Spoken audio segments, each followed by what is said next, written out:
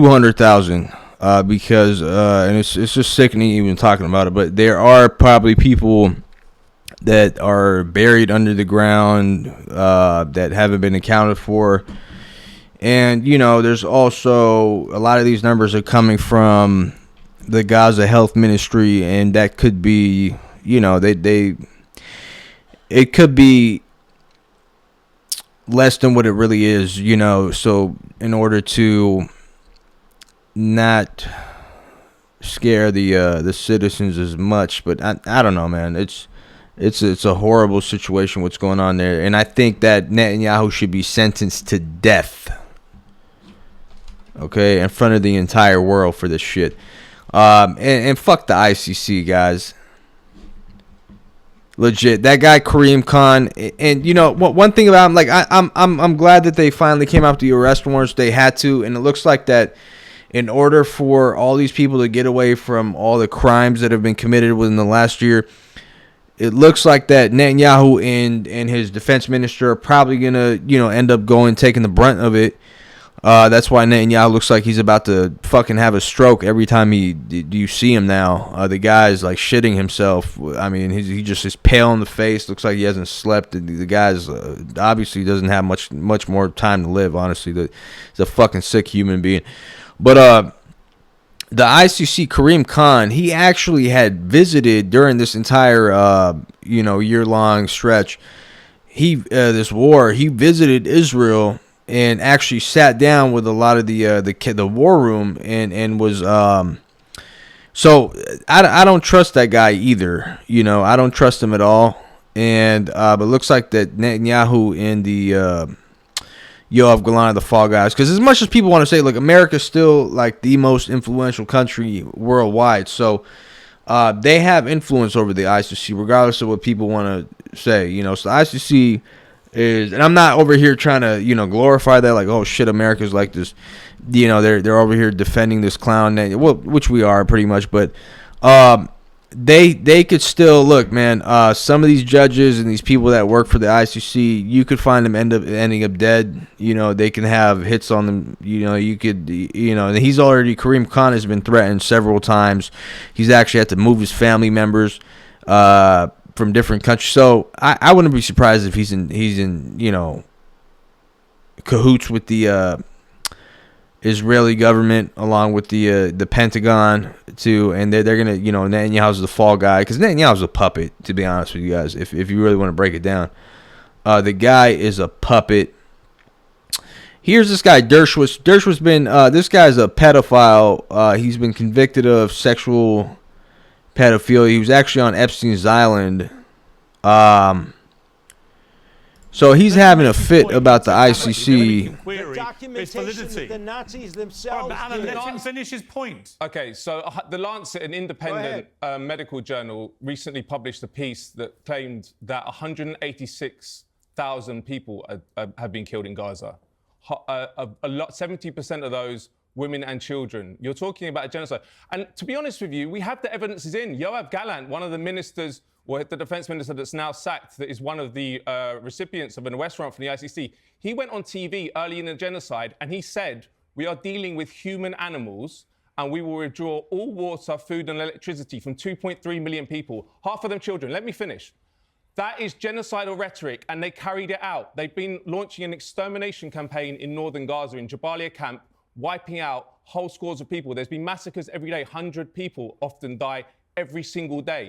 It's clear to the whole world. You are in the minority and the walls are closing in. The walls are closing in. Okay. 125 countries, if Netanyahu and Yoav Gallant, who are wanted war criminals, step in, they will be arrested. And thankfully, the ICC saved the reputation of international law, because one of the disgraceful things about the ICC arrest warrants is it took so long. The whole world has been watching this. We all know what's going on.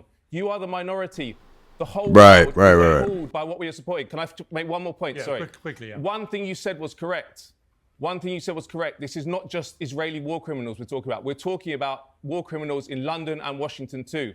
I'm in London now. I want to talk about the participation, not complicity, participation of my own government. And do you agree that Palestinians have committed war crimes too in the past? Yes. You do? Yes, but the point about the ICC arrest warrants, which is why Alan Dershowitz is having a fit, It's because the ICC has always been used against official enemies. It's been a tool of imperialism. And for the first time, we are seeing justice done for Western war criminals and their allies. Can I just make one more point? You, Piers Morgan, were very, very good in 2003. You made the Daily Mirror into something we could be proud of in the British society because of your opposition to the war in Iraq. That Bush and Blair should also have been had arrest warrants for that illegal invasion, which killed up to 1 million people and destroyed the whole country. So we're in new territory in this. Well, we are. I mean, look, the difference I would make. People have asked me about that before. I did lead the media campaign in this country against the Iraq War, but because the Iraq War was enacted as a revenge for something that Iraq had nothing to do with, and I just thought that was completely outrageous and should never have happened. Which is now really what the perceived wisdom about that war is. So they're two different things. That this is a war against the United States. Hang on, Alan. Let me bring in Jonathan, who's been waiting patiently. Jonathan, you're a former IDF spokesperson. I've had you on the show many times. Do you mind if I call you spokesman, by the way? Because I can't stand all this person crap. So I'm going to call you spokesman, if that's all right. Piers, you identify as a man, do you? I mean, I have to check that. I think you look like a man to me, Jonathan. In this day and age, we do have to check. But yes, I'm comfortable being a spokesman. Called man and he. Yes. Okay, good. Yes, indeed. Look, whatever you think of this decision by the ICC, it is, as Matt just said, it's a highly significant moment that they have chosen to do this. Do you accept that? Yeah, I think it is, and I think it's sad, and I think that terror supporters and Israel haters all over the world, they're having their moment of joy and enjoying the sun and enjoying seeing Israel suffering. They're enjoying to seeing this tremendous travesty, this injustice, this perversion of the international judicial system by the hands of a very suspicious and I would say controversial prosecutor who I don't know what his motives are, but I don't think that his motives are correct and clean motives.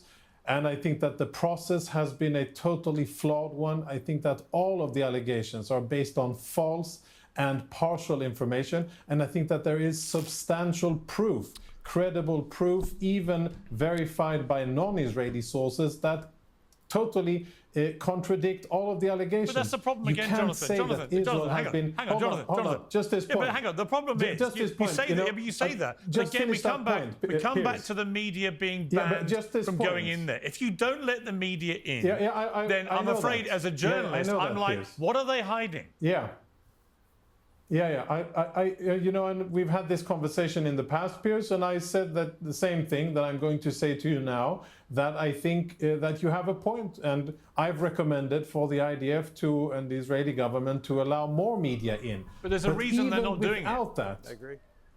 Well, I'm sure that there are reasons. A, that it's messy. B, that it's quite a logistical responsibility. No, sorry, but that doesn't apply to other war zones. That didn't apply in Iraq. It didn't apply in Afghanistan. It hasn't applied in any modern war zone that I can think of. The IDF has completely controlled this whole war in Gaza. Piers, and by not letting the media in, I'm afraid the longer it goes on, where the IDF don't let media in from around the world to actually verify what they claim is happening there, then the more that people are going to think there is no smoke without fire. And when you get the ICC now launching these charges, they're going to put those two things together, and Israel is going to be suffering, as it is. So my question again, as someone who represented the IDF, is it is an act of self-harm unless they are literally covering up war crimes. Can I just add one thing quickly? Piers, they've killed 188 Palestinian journalists. They have killed a lot of Palestinians. So that is part of the same. That's part of the same reason. They're covering up the genocide. That's why they won't let them in. That's why they're killing. I'll bring you back in. That's an important point. And if viewers are wondering where Katie's gone, we lost the connection. We're going to get her back. So it is two people from both sides. We're not trying to overload against Matt here, but Matt, until Katie's back, I'll come back to you after John. Can you just ask him to defend how 188 journalists? Well, it is certainly true. Look, it's certainly true and relevant. Do not interrupt. It's relevant to that. You are. Yeah, but Jonathan, it's relevant to the media debate part of this. That nearly 200 if I could just answer the question. Hang on, I will. But on that point, I'm just saying, on the media point, nearly 200 Palestinian journalists have been killed. Targeted and killed. Let's speak about so-called Palestinian journalists. Let's speak about the outrage of international journalists and international media when it comes to so-called Palestinian journalists. Let's speak about the cooperation, the intense and systemic cooperation between so-called Palestinian photo and otherwise journalists and Hamas. Let's speak about the ties between them. Let's speak about how they have been working for Hamas, providing them with either information or being on their payroll, or being silenced by them, or being told by Hamas what to say and what to do for years. I know this for a fact because I've seen it happen in real time, where international stringers or Palestinians that have been working for international media organizations in Gaza, instead of doing their job of reporting about the horrible war crimes that Hamas has been perpetrating, of hiding behind civilians, of using civilians as human shields, of firing... All right, man, I'm tired of hearing this guy's talking points, man. There's rarely talking points. We're honestly getting sick of your bullshit. Like, I can't believe this guy could sit there and bullshit all fucking day like that. Holy crap.